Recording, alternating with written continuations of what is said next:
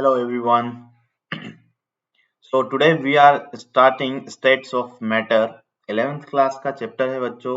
आपकी term 2 exam के लिए बहुत इंपॉर्टेंट चैप्टर। और आगे आप जब भी नीट का प्रिपेयर करेंगे या कर रहे हैं, अगर आप जेई मेंस का प्रिपरेशन कर रहे हैं तो बहुत ही इंपॉर्टेंट चैप्टर है। चैप्टर का वेटेज भी बहुत ज्यादा है और इस चैप्टर की हेल्प से आप इक्विलिब्रियम और आगे जो भी आने वाले चैप्टर से लाइक थर्मोडायनामिक्स, अगर ये चैप्टर आपका अच्छा रहेगा तो आगे आने वाले चैप्टर्स भी आपको बहुत अच्छे से समझ में आएंगे। राइट, चलिए तो आगे बढ़ते हैं। This is brief introduction of myself. I am Rahul Ameria, your chemistry faculty.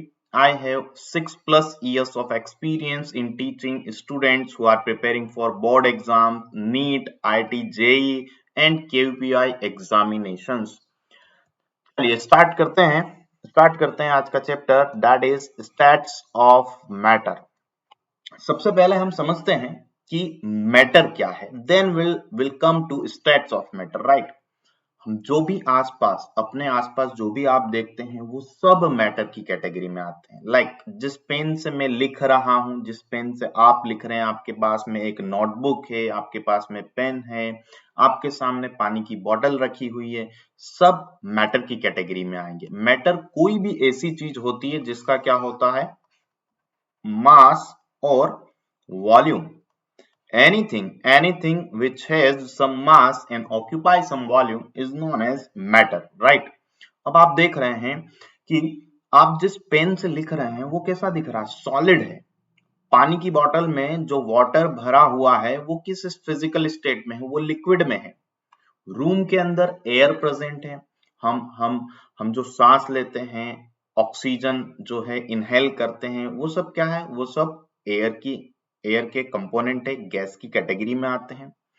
So we can classify matter in 3 categories, solid, liquid and gas. 3 तरह के जनरली जो स्टेट्स ऑफ मैटर है वो 3 टाइप की होती है। एक होती है सॉलिड, एक होती है लिक्विड और गैस।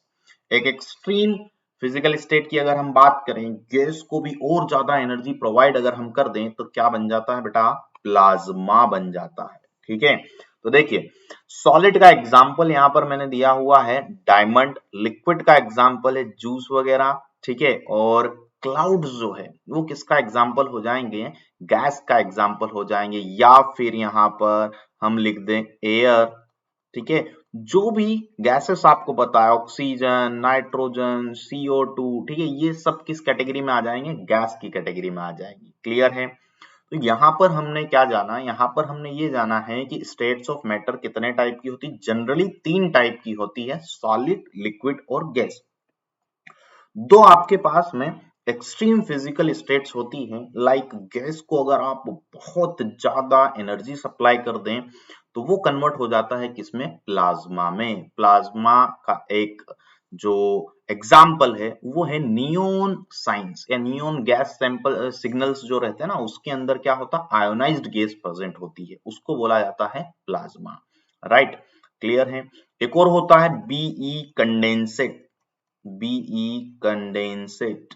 ठीक है, ये इसका फुल फॉर्म क्या है, Bose Einstein condensate. It means ये भी एक फिजिकल स्टेट होता है, एक्सट्रीम फिजिकल स्टेट्स होते हैं। इनके बारे में आप हायर क्लासेस में डिटेल में पढ़ेंगे, बट अभी हमें इस चैप्टर में फोकस करना है सॉलिड, लिक्विड, गैस। और इन तीनों में भी सबसे ज्यादा फोकस आपको करना है बेटा गैसियस स्टेट पे, है ना। ये जो चैप्टर है ये मेनली फोकस रहेगा गैस के बारे में। राइट, चलिए आगे बढ़ेंगे। हमने 3 फिजिकल स्टेट्स देखी, सॉलिड, लिक्विड और गैस।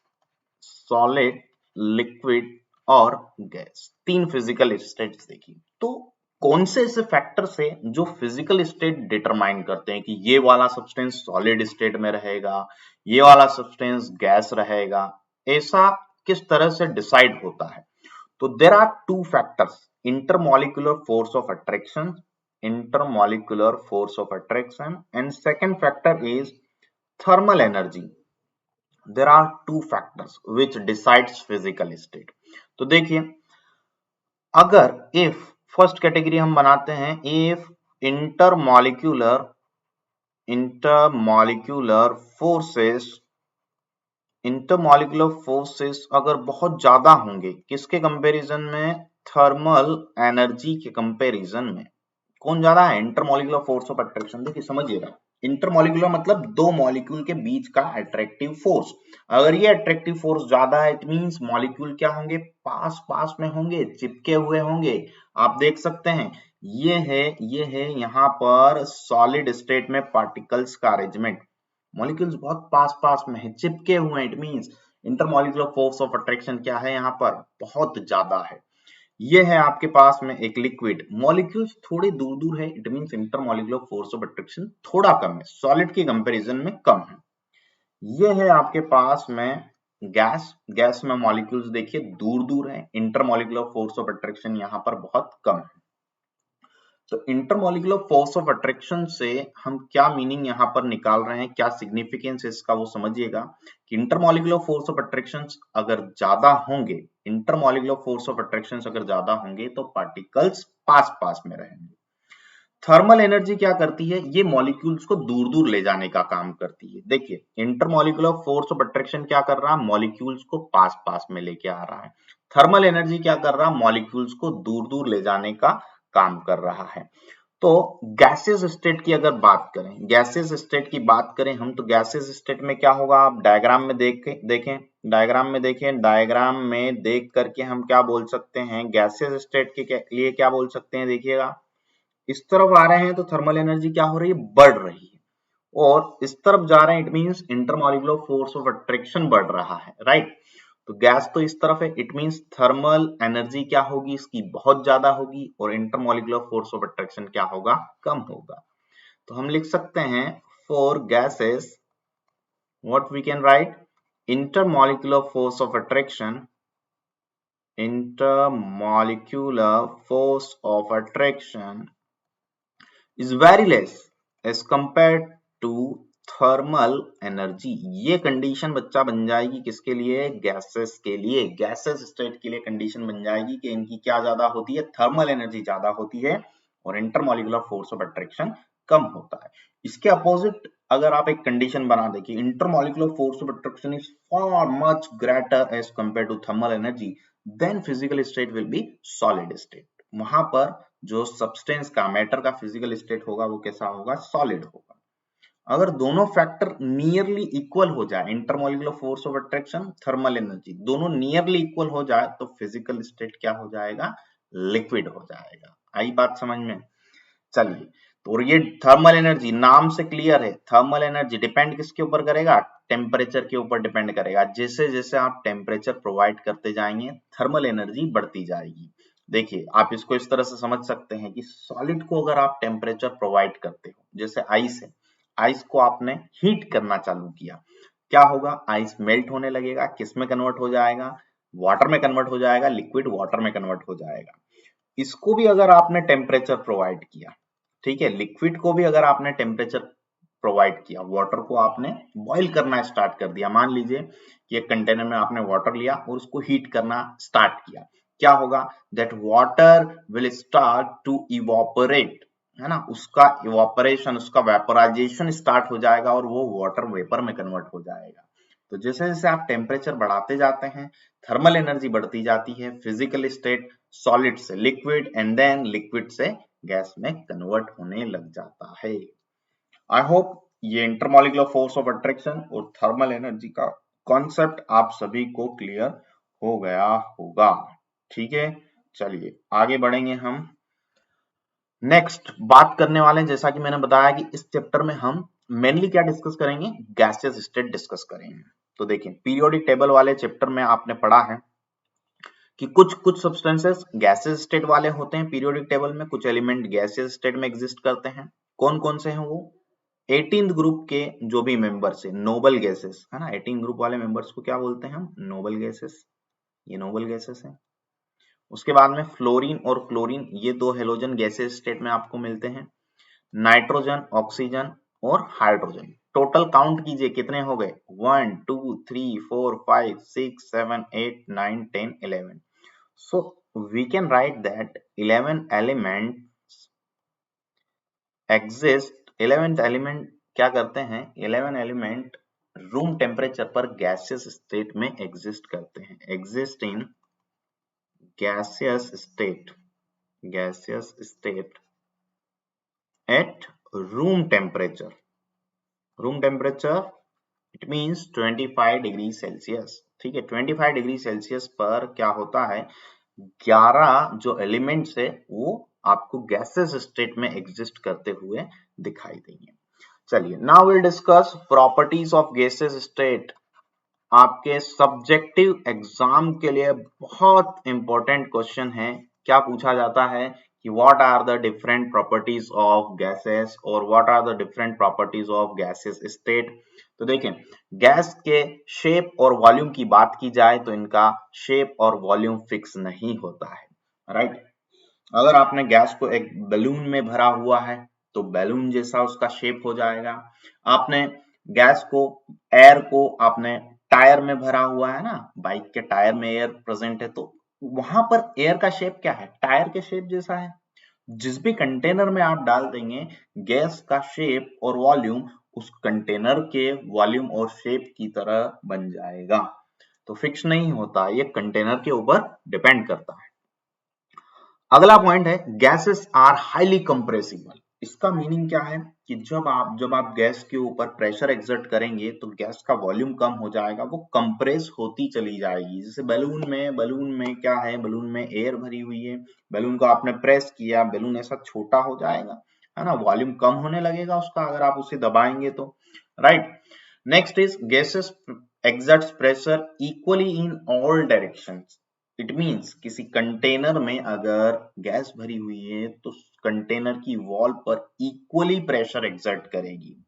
डेंसिटी जो होती है गैस की सॉलिड और लिक्विड के कंपैरिजन में बहुत कम होती है, और कोई भी दो गैसेस को अगर आपने मिक्स कर दिया तो इवनली कंप्लीटली मिक्स हो जाती। बहुत अच्छा एग्जांपल, क्लास में कोई परफ्यूम लगा करके आया, सबको पता चल जाता है कि परफ्यूम लगा के आया है, ठीक है, तो वो क्या हुआ है, वो जो पार्टिकल्स है वो गैस में जो एयर पहले से रूम में प्रेजेंट थी उसमें क्या हो गए, मिक्स हो गए हैं। कैसे मिक्स हो गए, इवनली मिक्स हो गए, सबको पता चल जाता है ना।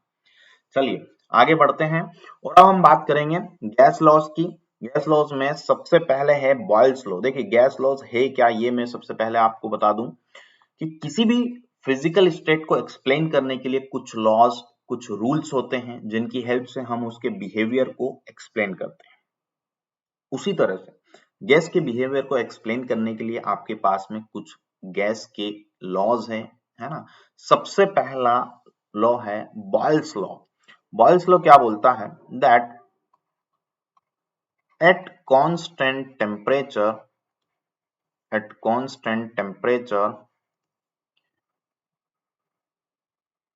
pressure of gas is inversely proportional। देखिए बच्चा, आप साथ साथ में लिखते जाएंगे तो बहुत अच्छा रहेगा क्योंकि आपकी प्रैक्टिस भी हो जाएगी। ठीक है, सब्जेक्टिव एग्जाम्स अगर आप दे रहे हैं तो वहां पर राइटिंग पार्ट भी बहुत इंपॉर्टेंट है। आपको स्टेटमेंट बनाना आना चाहिए, लॉस के क्या स्टेटमेंट है आपको वो लिखते आने चाहिए। ठीक है, so what is Boyle's law? At constant temperature pressure of gas is inversely proportional to its volume. We can write it like this, P is inversely proportional to V। इस तरह से आप इसे लिख सकते हैं। ठीक है, अब देखिएगा ये प्रोपोर्शनलिटी का साइन अगर मैं हटाता हूं तो यहाँ पर क्या आ जाता है, एक कांस्टेंट आ जाता है। उस कांस्टेंट को मैंने क्या मान लिया है, K मान लिया है। K is a constant, right, K एक कांस्टेंट है। V को इस तरफ लेके जाएं, V को P के पास लेके जाएं तो ये इस तरह से बनेगा, PV is equal to K where K is a constant value। It means जब भी आप प्रेशर और वॉल्यूम को मल्टीप्लाई कर रहे हैं, वो जो मल्टीप्लीकेशन आ रहा है, जो नंबर आ रहा है, वो क्या रहेगा, कांस्टेंट रहेगा। दो कंडीशन के लिए मैं इसे क्या लिख सकता हूं, P1V1 is equal to P2V2। क्यों लिखा ऐसा, बिकॉज इसके जस्ट पहले वाली स्टेप में मैंने क्या बोला कि पीवी का जो प्रोडक्ट रहेगा, प्रेशर और वॉल्यूम का जो प्रोडक्ट रहेगा, it will remain constant at constant temperature, right? That's why we can write P1V1 is equal to P2V2। ये आपको न्यूमेरिकल्स में बहुत हेल्प करेगा। इस तरह से 4 वैल्यूज आपको दे, यहाँ पर 3 वैल्यूज आपको दे दी जाएगी, चौथी वैल्यूज आपसे पूछी जाएगी, तो you can directly use this relation P1V1 is equal to P2V2। चलिए नेक्स्ट देखते हैं हम यहाँ पर कुछ ग्राफ्स की बात करते हैं, कुछ ग्राफ्स की बात करते हैं। लाइक फर्स्ट ग्राफ हम देखते हैं P और V के बीच में, P और V के बीच में ग्राफ देखते हैं, ठीक है।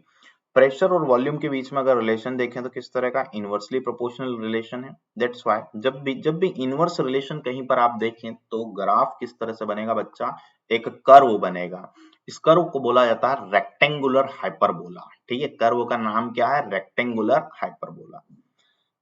एक और ग्राफ देखें, अगर मैं 1/v के बीच में प्लॉट करता हूं, 1/v और प्रेशर के बीच में ग्राफ बनाता हूं, तो ध्यान से देखिएगा v के साथ कैसा रिलेशन है, v के साथ इनवर्स रिलेशन है, बट पूरी वैल्यू 1/v अगर हम देखें तो 1/v के साथ में तो डायरेक्ट रिलेशन है। It means graph will be straight line. जब डायरेक्टली प्रोपोर्शनल का रिलेशन हो तो ग्राफ बनता है स्ट्रेट लाइन, इनवर्स रिलेशन हो तो ग्राफ बनता है कैसा, कर्व बनता है। एक और ग्राफ देखें, PV वर्सेस P का ग्राफ और PV वर्सेस V का ग्राफ। अगेन यहां पर ध्यान दें इस स्टेटमेंट पर, है ना। क्या लिखी है equation, PV is equal to K and K is constant. It means pressure और वॉल्यूम का प्रोडक्ट क्या रहेगा, कांस्टेंट रहेगा। आप प्रेशर बढ़ा लीजिए या आप वॉल्यूम बढ़ा लीजिए, आप कुछ भी करें, PV क्या होगा, कांस्टेंट रहेगा। कांस्टेंट रहेगा इट मींस ग्राफ किस तरह से आ जाएगा, स्ट्रेट लाइन आ जाएगा पैरेलल टू एक्स एक्सिस। होगा क्या बच्चा, देखिए यहाँ पर आप एक्स एक्सिस में क्या कर रहे हैं, प्रेशर बढ़ा रहे हैं, लेकिन जब आप प्रेशर बढ़ाएंगे, अगर आप प्रेशर बढ़ाएंगे, ये देखिए ये आपके पास में यहाँ पर एक कंटेनर है, इस कंटेनर में यहाँ गैस के मॉलिक्यूल्स हैं, गैस का वॉल्यूम है कुछ इतना V के बराबर है। अब आप यहाँ ऊपर से क्या कर रहे हैं, प्रेशर लगा रहे हैं, प्रेशर लगा रहे हैं, तो ये जो प्लेट है, ये प्लेट क्या होगी, नीचे की तरफ आएगी। ये प्लेट नीचे की तरफ आएगी, इट मींस क्या हो जाएगा, वॉल्यूम कम हो जाएगा ना गैस का। वॉल्यूम मींस कितनी स्पेस ऑक्यूपाई कर रही है गैस, वो स्पेस कम हो जाएगा। तो जब आपने प्रेशर बढ़ाया तो स्पेस कम हुआ। उसी तरह से यहाँ पर देखिए प्रेशर अगर आप बढ़ाएंगे, जितना प्रेशर आपने बढ़ाया उतना वॉल्यूम क्या हो जाएगा, कम हो जाएगा। इट मींस ओवरऑल अगर देखा जाए तो P इंटू V क्या रहेगा, कांस्टेंट रहेगा। दैट्स व्हाई मैंने यहाँ पर ग्राफ कैसा बनाया है, parallel to X axis, constant graph इस तरह से आता है, ठीक है। चलिए एक और पॉइंट यहाँ पर हम समझते हैं, एक और टर्म यहाँ पर समझते हैं कि सारे जो ग्राफ्स आपने बनाए हैं कौन सी कंडीशन पे बनाया है बच्चा, कांस्टेंट टेम्परेचर की कंडीशन पर बनाया है। इन ग्राफ्स को बोला जाता है आइसोथर्म। ग्राफ का नाम क्या है, आइसोथर्म। कांस्टेंट टेम्परेचर पर अगर आपने कोई ग्राफ बनाया हुआ है तो उस ग्राफ को बोला जाता है आइसोथर्म, और प्रोसेस को बोला जाता है आइसोथर्मल प्रोसेस। प्रोसेस को क्या बोला जाता है, आइसोथर्मल प्रोसेस। ध्यान दीजिएगा, ग्राफ को हमने बोला है आइसोथर्म और प्रोसेस को हमने क्या बोला है, आइसोथर्मल प्रोसेस। तो बॉयल्स लॉ कहां पर एप्लीकेबल है, बॉयल्स लॉ एप्लीकेबल है आइसोथर्मल प्रोसेस के लिए। एक बार देख लें इसे, वीडियो को पॉज कर लें, समझ लें, चारों ग्राफ्स समझ लें, और जो स्टेटमेंट मैंने लिखा है उस स्टेटमेंट को समझ लें। बहुत इंपॉर्टेंट लॉ है, ठीक है। आपकी सब्जेक्टिव एग्जाम के अकॉर्डिंग भी, जो मेडिकल का प्रिपरेशन कर रहे हैं, नीट का प्रिपरेशन कर रहे हैं, जेई का प्रिपरेशन कर रहे हैं, उनके लिए भी बहुत इंपॉर्टेंट है। नीट में तो कंटिन्यूअसली 2 बार से बॉयल्स लॉ के ऊपर ही क्वेश्चन पूछा जा रहा है, ठीक है। तो this is very very important law from gas laws, ठीक है। तो पहला लॉ हमने कंप्लीट किया, बॉयल्स लॉ। आगे बढ़ेंगे हम, नेक्स्ट हम बात करेंगे अगले लॉ की, एंड दैट इज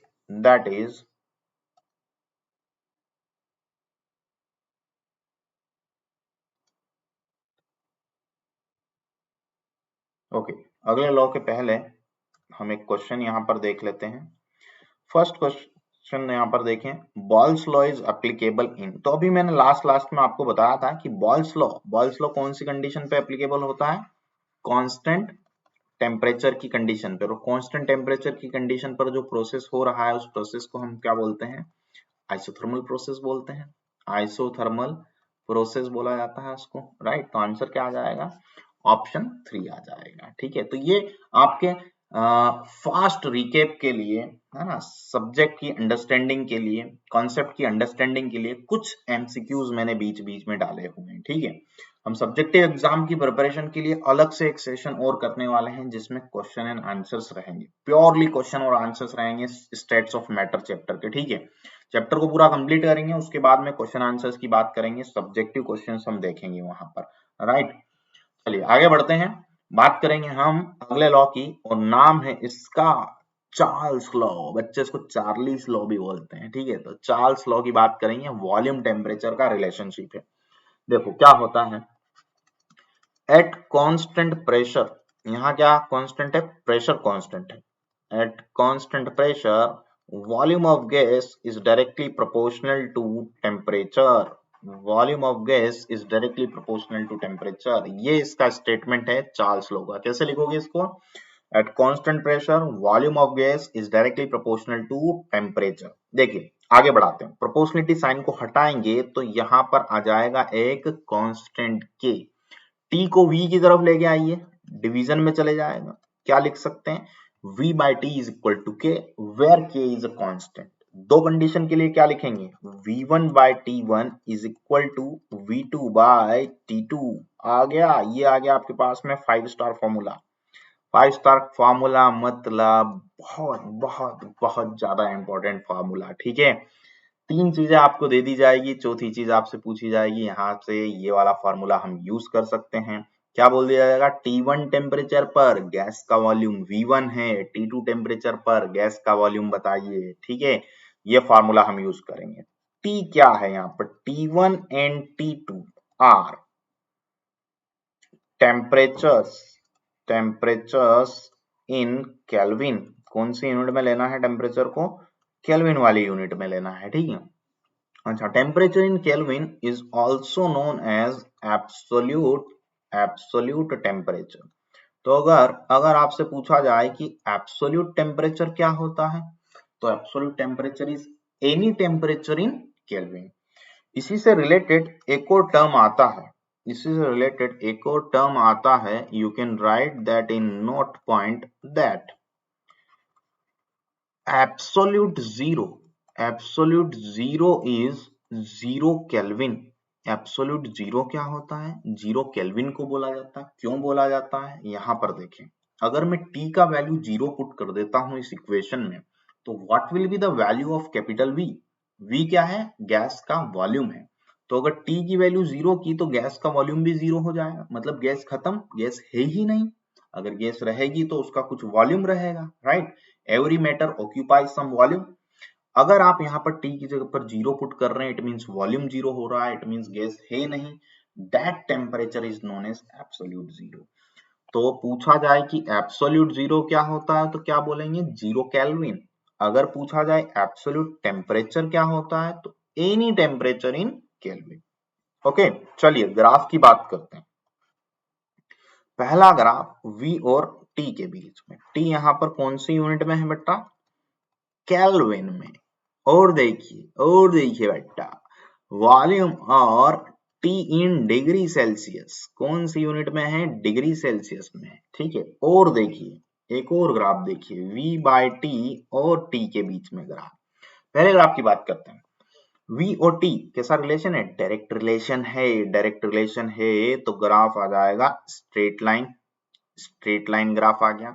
दूसरा ग्राफ देखेंगे आप, दूसरा ग्राफ देखें तो V और T कौन सी यूनिट में है? डिग्री सेल्सियस में है। आप देखें, एक इंपॉर्टेंट पॉइंट मैंने यहाँ पर आपको बताया है कि वॉल्यूम ऑफ गैस 0 कब होता है? 0 केल्विन पर होता है। यहाँ डिग्री सेल्सियस दिया है, तो you should know this relation that temperature in Kelvin is equal to temperature in degree Celsius plus 273, right? अगर मैं 0 केल्विन पुट करता हूं, केल्विन में जो टेम्परेचर है वो 0 पुट कर देता हूं, तो टेम्परेचर इन डिग्री सेल्सियस मुझे क्या मिलेगा? इस इक्वेशन को सॉल्व कर सकते हैं आप। Temperature in degree Celsius will be -273। Minus कहाँ आएगा, यहाँ पर तो जीरो होता है, जीरो से राइट हैंड साइड में क्या होता है, पॉजिटिव वैल्यूज आती है, नेगेटिव वैल्यू यहाँ पर आती है, नेगेटिव वैल्यू यहाँ कहीं आएगी। लेट अस कंसीडर कि यहाँ -273 है। यहाँ गैस का वॉल्यूम क्या होगा बच्चा, जीरो होगा। जीरो से टेम्परेचर बढ़ाते जाएंगे तो वॉल्यूम भी कैसा होते जाएगा, बढ़ता जाएगा। तो ग्राफ ओरिजिन से स्टार्ट ना होते हुए नेगेटिव क्वाड्रेंट की तरफ से स्टार्ट होगा, -273 से स्टार्ट होगा। समझ में आया, केल्विन वाला ग्राफ जीरो से स्टार्ट हो रहा है, ओरिजिन से स्टार्ट हो रहा है। डिग्री सेल्सियस वाला ग्राफ थोड़ा सा पहले से स्टार्ट हो रहा है। V by T versus temperature देखें जरा, नेक्स्ट देखें, V बाई टी क्या होता है, कांस्टेंट होता है। आप टेम्परेचर कितना भी बढ़ा लीजिए, V बाई टी का जो रेशियो है, debt ratio will be maintained. वो रेशियो कैसा रहेगा, कांस्टेंट रहेगा। सो आई होप तीनों ग्राफ आपको समझ में आ गए होंगे। एक और टर्म समझेंगे यहाँ पर, ये सारे ग्राफ्स आपने कैसी कंडीशन पे बनाए, कांस्टेंट प्रेशर की कंडीशन पर। तो ऐसे ग्राफ को बोला जाता है आइसोबार। क्या बोलेंगे इसको, आइसोबार बोलेंगे। और प्रोसेस को बोलेंगे आइसोबारिक प्रोसेस, प्रोसेस को बोलेंगे आइसोबारिक प्रोसेस। ग्राफ को क्या बोला है, आइसोबार्स बोला है। क्लियर, जल्दी से वापस से चार्ल्स लॉ को देखेंगे। Volume is directly proportional to temperature. Temperature बढ़ाएंगे वॉल्यूम बढ़ जाएगा। जैसे बहुत सिंपल सा एग्जांपल हम समझे, गर्मियों के टाइम पर जो बाइक है ना, गाड़ी जो है, उसका टायर बहुत पंचर हो जाता है ना, टायर पंचर हो जाता है गर्मियों के टाइम में। आपने देखा होगा, ऑब्जर्व किया होगा इस तरह से, ठीक है, कि बहुत ज्यादा गर्मी होती है तो टायर पंचर हो जाता है। ऐसा क्यों होता है, गर्मियों के टाइम पर समर सीजन में होता क्या है, टेम्परेचर बढ़ गया तो जो गैस भरी हुई है, जो एयर है टायर के अंदर, वो भी एक्सपांड करने लगती है। एक्सपांड करने लगती मतलब फैलने लगती है, वॉल्यूम बढ़ने लगता है। टेम्परेचर बढ़ाएंगे तो वॉल्यूम भी क्या होने लगता है, बढ़ने लगता है। टायर में तो जगह फिक्स है, ठीक है, अब बहुत ज्यादा जगह अगर चाहिए एयर को तो क्या हो जाता है, टायर जो है बर्स्ट हो जाता है। आ रही है बात समझ में, गैस जो है फैलने की कोशिश करती है, इतनी फैल जाती है कि टायर फट जाता है। क्लियर है, चलो एक और एग्जांपल देखो जरा, ये चीज आपने देखी होगी, है ना। अगर ओरिजिनली ना देखी हो तो एटलीस्ट मूवी में तो आपने देखा ही होगा, hot air balloon. Hot air balloon सभी ने देखा है, राइट। हॉट एयर बैलून को भी समझते हैं कि इसमें क्या कंसेप्ट यूज होता है। इसको मैं चार्ल्स लॉ में क्यों बता रहा हूं, ये क्या है, this is hot air balloon. इस बैलून में एयर भरी हुई होती है और वो एयर कैसी होती है, हॉट एयर होती है। ये बैलून ऊपर जा रहा है, ये बैलून ऊपर जा रहा है ना, एटमॉस्फेयर में भी एयर है, इसके अंदर भी एयर है, लेकिन ये ऊपर जा रहा है, ऐसा क्यों। आप देखें, अगर अगर हॉट एयर है, इट मींस टेम्परेचर ज्यादा है। टेम्परेचर ज्यादा है मतलब गैस का एक डेफिनेट अमाउंट ऑफ गैस का वॉल्यूम क्या हो जाएगा, ज्यादा हो जाएगा। आपको पता है कि जो डेंसिटी होती है किसी सब्सटेंस की, वो मास डिवाइडेड बाय वॉल्यूम के बराबर होती है। वॉल्यूम अगर गैस का बढ़ गया है, इट मींस डेंसिटी क्या हो जाएगी बच्चा, कम हो जाएगी। और डेंसिटी अगर कम हो गई, डेंसिटी अगर कम हो गई, इट मींस जो अंदर हवा भरी हुई है, हॉट एयर जो है, वो हल्की हो जाएगी बाहर की हवा से। वो कैसी हो जाएगी, हल्की हो जाएगी बाहर की हवा से।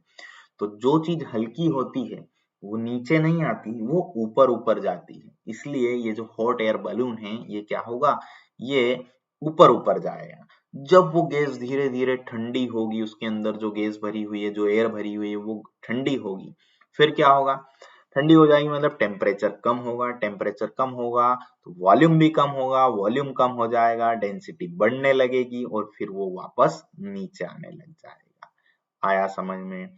एक और चीज समझे, volume is directly proportional to temperature के लिए एक और बहुत अच्छा सा एग्जांपल समझिए।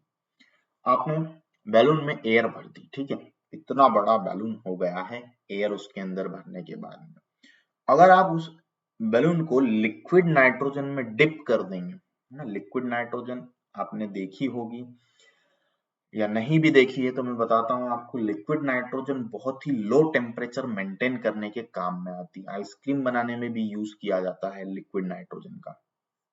लिक्विड नाइट्रोजन मतलब बहुत कम टेम्परेचर है उसका, तो आपने वो बैलून अगर लिक्विड नाइट्रोजन में डाल दिया, इट मीन्स टेम्परेचर क्या किया आपने, कम किया। वॉल्यूम जो होगा, जो एयर उस बैलून के अंदर भरी हुई है उसका वॉल्यूम भी क्या हो जाएगा, ड्रॉप हो जाएगा। वो बैलून जो है एकदम सिकुड़ जाएगा। एयर तो रहेगी उसके अंदर लेकिन उसका वॉल्यूम क्या हो जाएगा, बहुत कम हो जाएगा। फिर आप जैसे ही बैलून को वापस बाहर निकालोगे, वापस एक्सपांड हो जाएगा। आ रही है बात समझ में? तो these are the applications of Charles law. ये सब एप्लीकेशन है चार्ल्स लॉ के, ठीक है। चलिए, तो ये हमने डिस्कस किया। अगले लॉ की तरफ चलते हैं एंड दैट इज गैलुसेक्स लॉ। समझिएगा। सो एट कांस्टेंट वॉल्यूम, ये कहां पर एप्लीकेबल है, कैसी कंडीशन पर, एट कांस्टेंट वॉल्यूम, वॉल्यूम वाली कंडीशन, वॉल्यूम जो है वो हमने कांस्टेंट कर दिया है। Pressure of gas is directly proportional to temperature, pressure temperature के डायरेक्टली प्रोपोर्शनल रहेगा। चलिए, प्रोपोर्शनलिटी का साइन हटाते हैं, एक कांस्टेंट आ जाएगा। टी को इस तरफ लेके आते हैं, P by T is equal to constant बन जाएगा। अब हम क्या करते हैं, दो कंडीशन के लिए लिखते हैं इस रिलेशन को। क्या बनेगा relation, P1 by T1 is equal to P2 by T2। Clear है। ग्राफ की बात कर लेते हैं, P और T के बीच में ग्राफ स्ट्रेट लाइन बनेगा, क्या बनेगा, बिल्कुल बनेगा, क्योंकि कैसा रिलेशन है, डायरेक्टली प्रोपोर्शनल का रिलेशन है। ग्राफ कौन सी कंडीशन पे बनाया है आपने, कांस्टेंट वॉल्यूम की कंडीशन पे बनाया है। इस ग्राफ को बोला जाता है आइसोकोर, है ना, आइसोचोरे नहीं बोलना इसको, यह है isochore. Isochore means graph plotted eight constant volume condition. Fine. एक एग्जांपल समझिएगा यहाँ पर।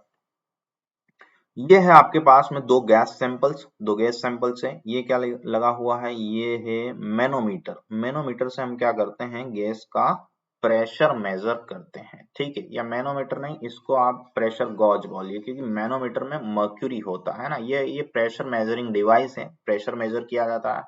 यहाँ पर प्रेशर कितना बताया जा रहा है, 2। यहाँ पर प्रेशर कितना बताया जा रहा है, 4। देखेंगे T1, ये है T1 टेम्परेचर पर, ये है T2 टेम्परेचर पर, and assuming that T2 is greater than T1। अब देखिए, अकॉर्डिंग टू गैलुसेक्स लॉ, टेम्परेचर अगर ज्यादा होगा तो प्रेशर भी ज्यादा होगा। तो देखें, इसका प्रेशर P2 मान लेते हैं, इसका प्रेशर P1 मान लेते हैं। जब हमने प्रेशर गॉज से देखा, मेजर किया, तो इसका प्रेशर भी क्या आया, ज्यादा आया। जहां टेम्परेचर ज्यादा था वहां प्रेशर भी ज्यादा आया। अच्छा, रीजन क्या है, रीजन समझिए इसका, कि टेम्परेचर बढ़ाने पर प्रेशर क्यों बढ़ जाता है। टेम्परेचर बढ़ाएंगे तो कौन सी एनर्जी बढ़ जाएगी, थर्मल एनर्जी बढ़ जाएगी, जो स्टार्टिंग में मैंने लेक्चर के स्टार्टिंग में आपको बताया था, that thermal energy depends on temperature. Temperature बढ़ा तो ये मॉलिक्यूल क्या होंगे, ये मॉलिक्यूल ज्यादा स्पीड से वॉल के ऊपर टकराने लगेंगे, है ना, कंटेनर की वॉल के ऊपर यहाँ पर टकराने लगेंगे। ज्यादा तेजी से टकराएंगे, ज्यादा स्पीड से टकराएंगे तो प्रेशर भी क्या हो जाएगा, बढ़ जाएगा। इन्हीं कोलिजन्स की वजह से गैस का प्रेशर होता है। प्रेशर गैस का किसकी वजह से होता है, due to this collisions. Collisions बढ़े तो प्रेशर भी बढ़ जाएगा, राइट। सो गैलुसेक्स लॉ में हमने देखा कि टेम्परेचर अगर आप बढ़ा देते हो गैस का तो प्रेशर भी बढ़ जाता है। नेक्स्ट लॉ की बात करेंगे, दैट इज एवोगैड्रोस लॉ। इसका स्टेटमेंट, एट constant pressure and temperature, constant pressure and temperature, volume is directly proportional to number of moles. और you can write, देखिए इसका स्टेटमेंट आप इस तरह से भी बना सकते हैं, that equal volume of different gases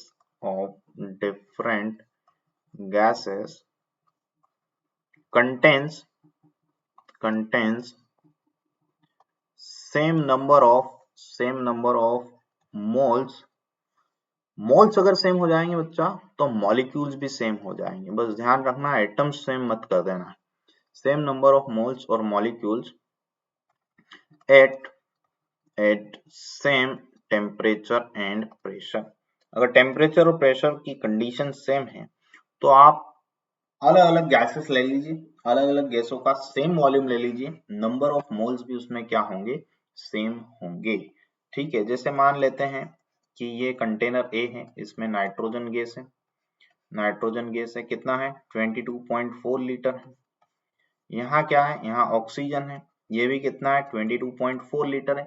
volume बराबर लिया आपने, वॉल्यूम बराबर लिया। टेम्परेचर 273 केल्विन, प्रेशर आपने ले लिया है 1 बार प्रेशर, मतलब ये कौन सी कंडीशन बन गई बच्चा, एसटीपी कंडीशन बन गई। इस कंडीशन को बोला जाता है एसटीपी कंडीशन। और एसटीपी कंडीशन पर 22.4 लीटर मतलब आपने मोल कंसेप्ट में पढ़ा है, क्या हो गया 1 मोल हो गया। इसका भी कितना मोल हो गया, 1 मोल हो गया।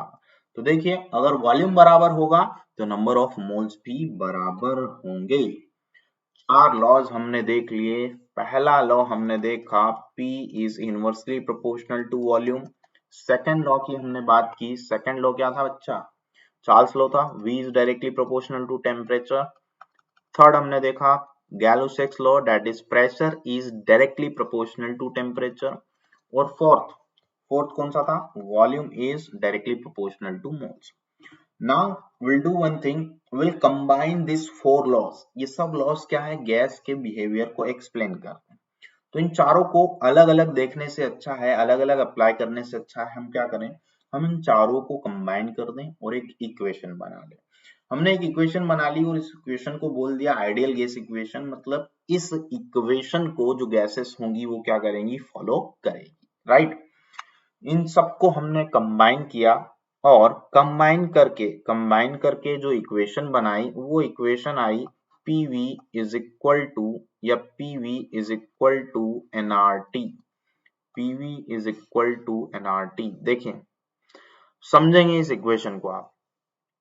P क्या है यहाँ पर, P is pressure of gas, P is pressure of gas. SI unit बताइए, प्रेशर का SI यूनिट क्या होता है, SI unit of pressure, yes this is Pascal or Newton per meter square, very good। so SI unit of pressure is Pascal or Newton per meter square। अच्छा other units की बात करें, और कोई unit होता है क्या प्रेशर का, any other unit of pressure, do you know any other unit of pressure, yes, okay। one atmosphere ATM is the unit of pressure, 1 atmosphere is equal to, yes, 1.013 bar, very good। And this is equal to 1.013 into 10 raised to power 5 Pascal, or we can write Newton per meter square, okay। 1 ATM 760 torque या फिर 760 mm of Hg के बराबर भी होता है। These are different units of pressure, इनकी जरूरत लगेगी आपको, ये याद रखना है आपको, अलग अलग यूनिट्स। फिर बात करते हैं हम प्रेशर वॉल्यूम की यूनिट्स की, है ना। V क्या है यहाँ पर, volume of gas, V is volume of gas. चलिए सबसे पहले बात करेंगे SI यूनिट की। बताइए SI यूनिट क्या होगा वॉल्यूम का, what is the SI unit of volume. तो जब भी मैंने पूछा है SI यूनिट ऑफ वॉल्यूम और बच्चों ने बताया है लीटर, तो दिस इज रॉन्ग।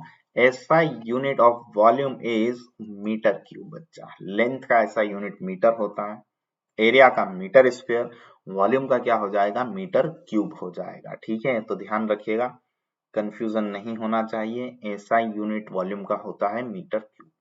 दूसरे यूनिट्स की बात करें तो 1 metre cube is equal to 1000 litre, 1 metre cube में 1000 लीटर होते हैं। 1 litre is equal to 1000 ml, है ना, 1000 ml हुआ करते हैं। 1 liter is equal to 1 decimeter cube, and one more relation you have to remember, 1 ml is equal to 1 centimeter cube, okay। so हमने देखा यहाँ पर प्रेशर की कुछ यूनिट्स देखी, वॉल्यूम की कुछ यूनिट्स देखी। now I'll talk about temperature। T is temperature of gas को हमने डिनोट किया है कैपिटल T से, राइट। टेम्परेचर के लिए आपको दो रिलेशंस याद रखने हैं, temperature in Kelvin is equal to temperature in degree Celsius plus 273, and the other relation is temperature in degree Fahrenheit is equal to temperature in degree Celsius multiplied by 9/5 plus 32।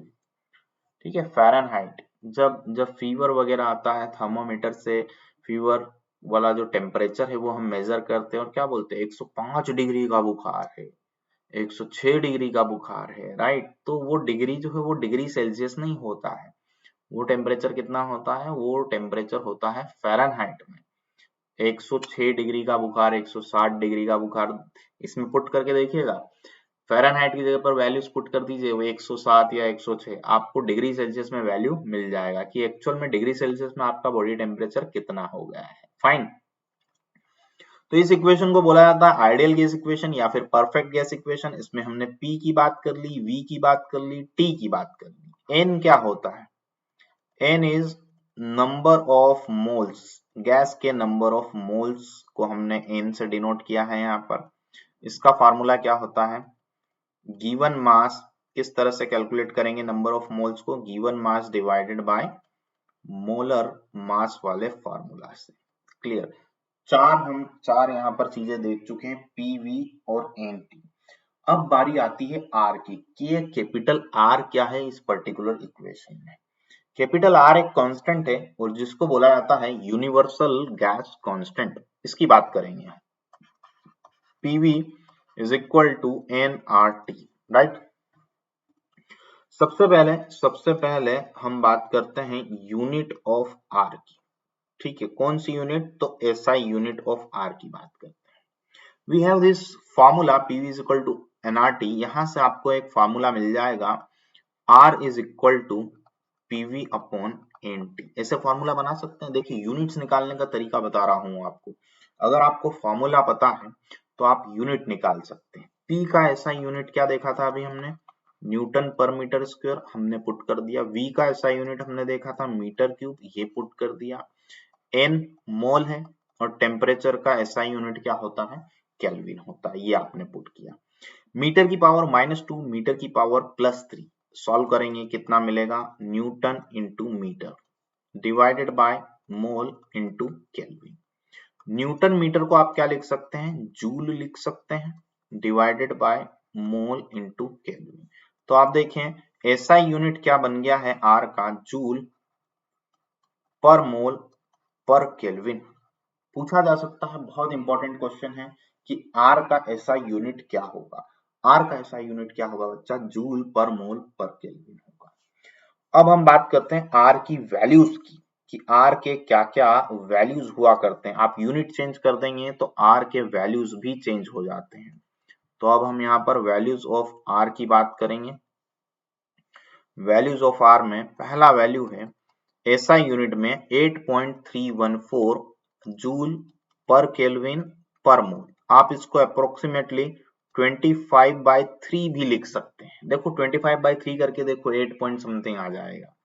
फिर R is equal to 0.0821 ATM litre per Kelvin per mole. ATM litre वाली unit में है ये वाली value. इसको आप approximately 1/12 लिख सकते हैं। कैलोरी में देखें तो R is equal to 1.98 calorie per Kelvin per mole. इसको अप्रोक्सीमेटली आप क्या लिख सकते हैं? 2 लिख सकते हैं। तो आप जरा ध्यान दीजिए, ऑब्जर्व कीजिए कि R का वैल्यू चेंज होता जा रहा है। कैसे? यूनिट्स चेंज करने पर। इट मींस जो वैल्यूज ऑफ R है वो किसके ऊपर डिपेंड्स करते हैं? It depends on units of pressure and volume. किसके ऊपर डिपेंड करता है? R का वैल्यू यूनिट्स ऑफ प्रेशर और वॉल्यूम के ऊपर डिपेंड करता है। तो आई होप आपको यूनिवर्सल गैस कांस्टेंट के बारे में ये दोनों चीजें क्लियर हो गई है कि एसआई यूनिट किस तरह से निकाल सकते हैं हम, what are the different values of constant R। Moving forward, अगला टॉपिक है हमारे पास relationship between density and molar mass. बच्चा आज मैं आपका आधा चैप्टर कंप्लीट करवा दूंगा। इस लेक्चर को अगर आप ध्यान से देखेंगे तो आप इन टॉपिक से रिलेटेड जो कुछ भी क्वेश्चन फ्रेम होते सब बना पाएंगे, क्योंकि अल्टीमेटली सारे पॉइंट्स में मैंने सारे क्वेश्चंस भी कवर कर दिए। जो भी ट्रेडिशनल क्वेश्चंस होते हैं, जो भी क्वेश्चंस फ्रेम होते हैं, वो सब हम कवर कर चुके हैं इस थियोरी में। तो इस थियोरी को देखने के बाद में जब आप क्वेश्चन सॉल्व करेंगे आपसे क्वेश्चंस बनने लगेंगे, right. Relationship between density and molar मास की बात करते हैं। You have this ideal gas equation PV is equal to nRT. Now see, n जो है, n क्या है, नंबर ऑफ मोल्स है, राइट।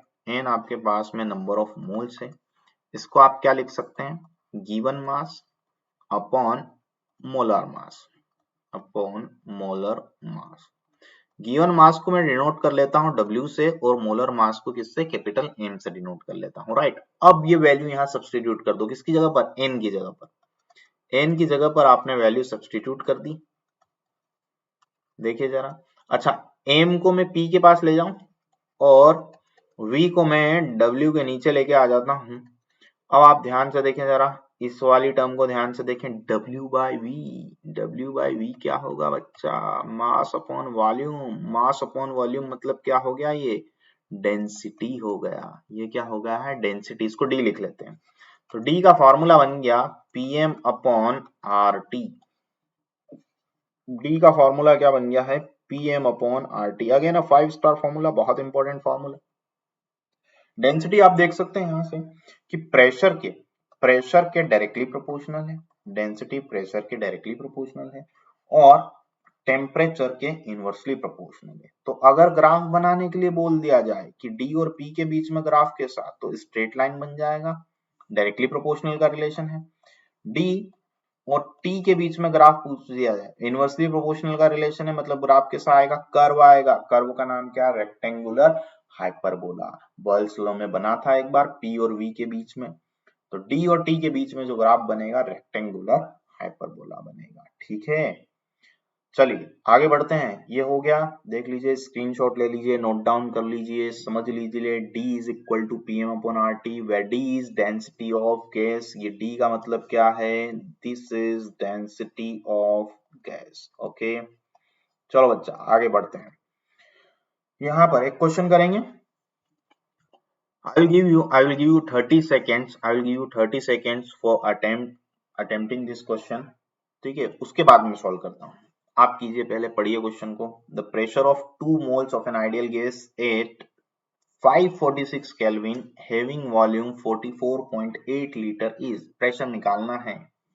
क्या क्या दिया है, n की वैल्यू दी है, नंबर ऑफ मोल्स दिया है, टेम्परेचर का वैल्यू दिया है और वॉल्यूम का वैल्यू दिया है। You have to find pressure. किस तरह से करेंगे, आइडियल गैस इक्वेशन लगा सकते हैं क्या। आइडियल गैस इक्वेशन क्या होता है, PV is equal to nRT. निकालना क्या है, प्रेशर निकालना है। Pressure is equal to nRT by V हो जाएगा। वैल्यूज पुट करें, 2। आर का वैल्यू क्या होगा, देखो आर का वैल्यू कौन सा यूज करना है वो समझिए। वॉल्यूम दिया है लीटर में और प्रेशर पूछा है एटीएम। तो ऐसा कौन सा आर का वैल्यू था जिसमें एटीएम लीटर आ रहा था, 0.0821, या उसको हमने क्या लिखा था, 1/12 लिखा था। तो आर की जगह पर मैंने क्या यूज कर लिया, 1/12। वॉल्यूम कितना है, 44.8 है और टेम्परेचर आपको दिया है 546। इसको सॉल्व करते हैं। इसको सॉल्व अगर करें हम, तो आप देखिएगा यहाँ पर आ जाएगा, 12 से आपको डिवाइड करना है 546 को। 2 से पहले इसको 6 टाइम्स कैंसल आउट कर देते हैं हम। इसको फिर 3 टाइम्स कैंसल आउट किया, 2 से ये कैंसल आउट हो जाएगा, देखो 273 टाइम्स कैंसल आउट हो गया। उसके बाद नेक्स्ट किस तरह से करेंगे,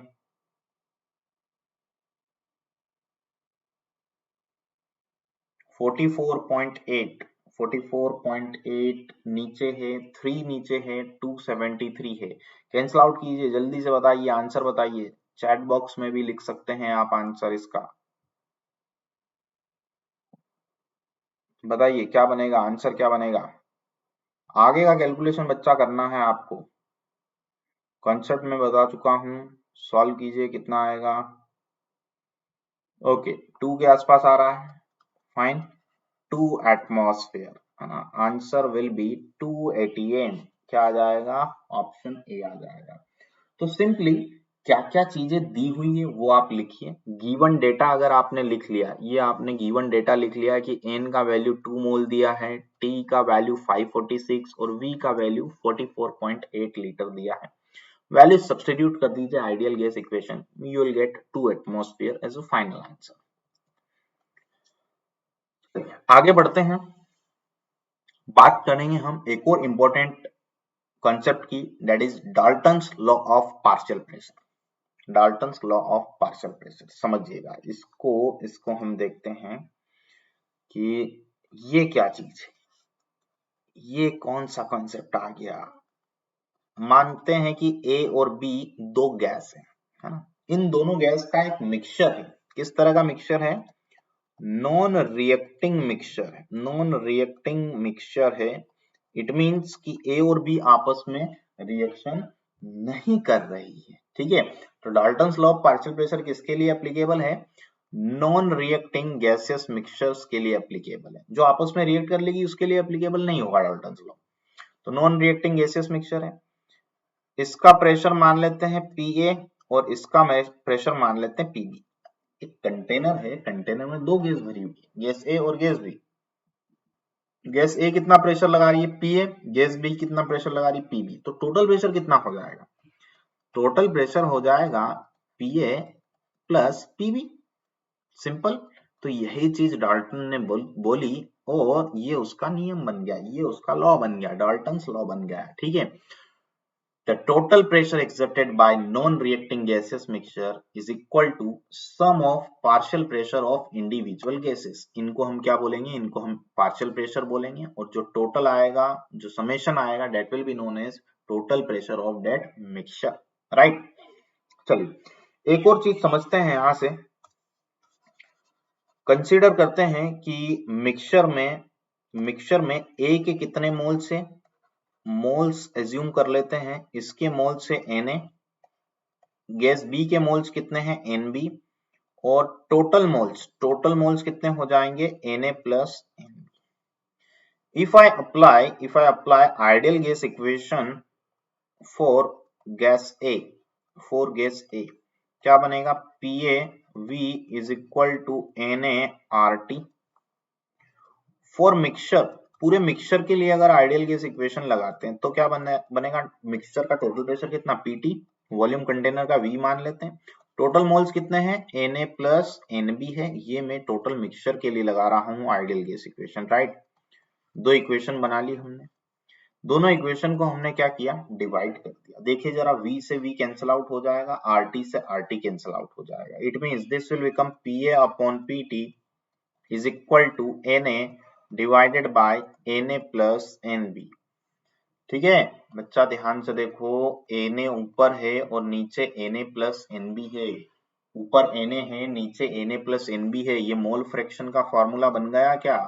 ये XA का फॉर्मूला बन गया क्या? तो Pa इज इक्वल टू क्या आ गया है? XA इंटू Pt आ गया है। Pa is equal to XA into Pt। It means we can write, एक इंपॉर्टेंट रिलेशन यहां से मिला हमें, पार्शियल प्रेशर आप किसी गैस का कैसे निकाल सकते हैं? Mole fraction.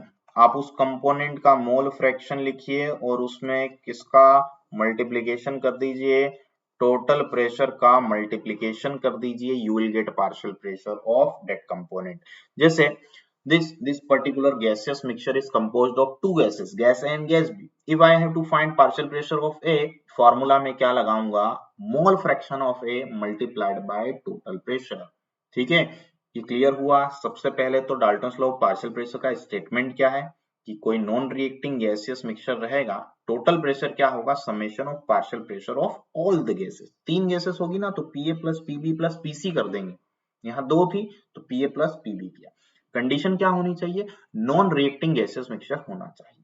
अच्छा, इसी लॉ से हमने एक और चीज डिराइव की है, एक और कंसेप्ट डिराइव किया है, क्या कि इस मिक्सचर में अगर किसी एक कंपोनेंट का पार्शियल प्रेशर निकालना हो तो वो कैसे निकाल सकते हैं। ठीक है, चलिए इसको समझते हैं हम एक एग्जांपल से। Among the following mixtures of gases at room temperature does not obey, क्या बोला जा रहा है? कौन सा मिक्सचर डाल्टन्स लॉ को ओबे नहीं करेगा, ये आपसे पूछा है। तो ओबे कौन करता है ये पता होना चाहिए। कौन ओबे करता है? नॉन रिएक्टिंग, जो रिएक्शन नहीं करेगा वो ओबे करेगा। देखिए जरा, हीलियम नोबल गैस होती, ये तो रिएक्शन नहीं करेगी, मतलब ये वाला मिक्सचर ओबे करेगा। यहाँ पे भी हीलियम है, यहाँ पर भी हीलियम है, मतलब इनर्ट गैस है, नोबल गैस है, रिएक्शन नहीं करेगी। इन मिक्सचर्स के लिए डाल्टन्स लॉ हम लगा सकते हैं। लेकिन आप देखें ध्यान दें, ऑप्शन बी में क्या दिया हुआ है? NH3 और HCl। NH3 और HCl क्या करेंगे? आपस में रिएक्शन कर लेते हैं और क्या बनाते हैं? NH4Cl, अमोनियम क्लोराइड का फॉर्मेशन कर लेते हैं। अब देखिए ये तो मिक्सचर कैसा हो गया? रिएक्टिव मिक्सचर हो गया। जो NH3 और HCl का मिक्सचर है वो कैसा हो गया? रिएक्टिव मिक्सचर हो गया। इसके लिए Dalton's law of partial pressure applicable नहीं होगा। तो आंसर क्या आ जाएगा? ऑप्शन 2। Option 2 is correct. अब एक और जो रिलेशन हमने पार्शियल प्रेशर का देखा था, that partial pressure is equal to, क्या रिलेशन देखा था? Partial pressure is equal to mole fraction into total pressure. उसका एप्लीकेशन देखते हैं, इसको समझते हैं हम इस क्वेश्चन से। Partial pressure of hydrogen in flask containing 2 gram of hydrogen. Flask में क्या क्या है बच्चा? हाइड्रोजन है और SO2 है। चलो एक फ्लास्क बना लिया, ये फ्लास्क है, इसमें हाइड्रोजन भी है और SO2 भी है। हाइड्रोजन कितना है? 2 ग्राम। मोल की बात कर लेते हैं। मोल्स किस तरह से कैलकुलेट करते हैं? Given mass divided by molar mass. Hydrogen के मोल आ गए 1। SO2 के कितना? गिवन मास कितना है? 32। मोलर मास कितना होता है? 64। मोल्स कितने आ गए? 0.5 मोल आ गए। हमें क्या कैलकुलेट करना है? हमें कैलकुलेट करना है partial pressure of hydrogen. It means formula बन जाएगा partial pressure of hydrogen is equal to mole fraction of hydrogen multiplied by total pressure. Clear है? अब पहले आपको कैलकुलेट करना पड़ेगा मोल फ्रैक्शन ऑफ हाइड्रोजन। आपने मोल्स निकाल लिए हैं। मोल फ्रैक्शन ऑफ हाइड्रोजन क्या होगा? हाइड्रोजन की moles divided by total mole. Total mole कितने हो जाएंगे? एक और ये कितना? आधा, मतलब 1.5। ये टोटल हो गया। मोल फ्रैक्शन आ गया H2 का। टोटल प्रेशर हमें यहाँ पर कुछ एज्यूम नहीं करना है, जस्ट आपको फ्रैक्शन बताना है। तो partial pressure of hydrogen is equal to 1/1.5 into total pressure. इस तरह से लिख सकते हैं। डेसिमल हटाएंगे, ऊपर 0 आ जाएगा। इसको सॉल्व कर लें, 5 से कैंसिल आउट करेंगे, 2 टाइम्स कैंसिल आउट हो जाएगा और नीचे वाला 3 टाइम्स कैंसिल आउट हो जाएगा। 2/3 multiplied by total pressure is equal to partial pressure of hydrogen. यही तो पूछा है आपसे यही पूछा है। ऑप्शन 3 आ जाएगा कि पार्शियल प्रेशर ऑफ हाइड्रोजन कितना होगा? तो बच्चा it will become 2/3 into total pressure. Total pressure का 2/3 पार्ट जो है वो कौन एग्जर्ट कर रहा है? हाइड्रोजन। इसके अलावा जो बचा 1/3 पार्ट वो कौन एग्जर्ट करेगा? वो SO2 एग्जर्ट करेगा। क्लियर है? I hope Dalton's law of partial pressure भी आपको समझ में आ गया है।